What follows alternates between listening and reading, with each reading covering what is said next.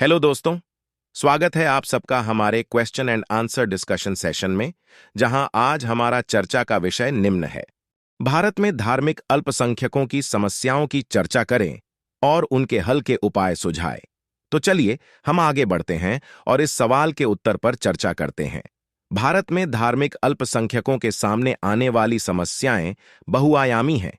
इनमें भेदभाव, हिंसा, सामाजिक हाशिए पर जाना और अवसरों तक असमान पहुंच आदि शामिल हैं। हम यहां कुछ प्रमुख मुद्दों पर चर्चा करेंगे जो निम्न हैं। भेदभाव। धार्मिक अल्पसंख्यकों को अक्सर शिक्षा, रोजगार, आवास और सामाजिक संपर्क सहित जीवन के विभिन्न पहलुओं में भेदभाव का सामना करना पड़ता है। एक प्रमुख मुद्दा हिंसा का है। भारत में धार्मिक अल्पसंख्यकों के खिलाफ सांप्रदायिक हिंसा और लक्षित हमलों की घटनाएं बार बार होने वाली समस्या रही हैं, जिससे जीवन और संपत्ति की हानि के साथ विस्थापन भी हुआ है। एक अन्य मुद्दा कानूनी और नीतिगत चुनौतियों की भी है। कुछ कानून और नीतियां जो धर्मांतरण, भूमि अधिग्रहण, धार्मिक स्वतंत्रता से संबंधित हैं, धार्मिक अल्पसंख्यकों को असंगत रूप से प्रभावित कर सकते हैं और उनके अधिकारों को सीमित कर सकते हैं। सामाजिक बहिष्कार भी एक अहम मुद्दा है। कई बार धार्मिक अल्पसंख्यकों को सामाजिक बहिष्कार और कलंक का अनुभव हो सकता है, जिससे समाज में पूरी तरह से भाग लेने और संसाधनों तक पहुंचने की उनकी क्षमता सीमित हो सकती है। हालांकि इन चुनौतियों से निपटने के लिए निम्न उपाय किए जा सकते हैं। कानूनी सुधार।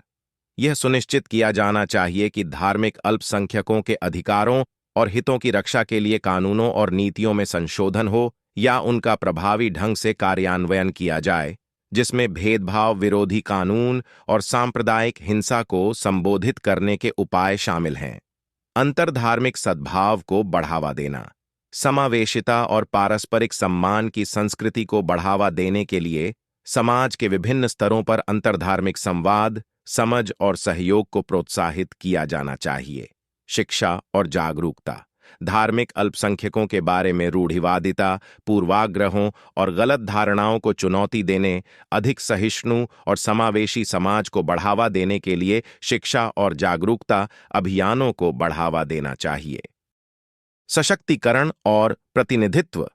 निर्णय लेने वाले निकायों और संस्थानों में उनका पर्याप्त प्रतिनिधित्व सुनिश्चित करते हुए धार्मिक अल्पसंख्यक समुदायों को आर्थिक, सामाजिक और राजनीतिक रूप से सशक्त बनाने के लिए कदम उठाया जाना चाहिए। न्याय और जवाबदेही।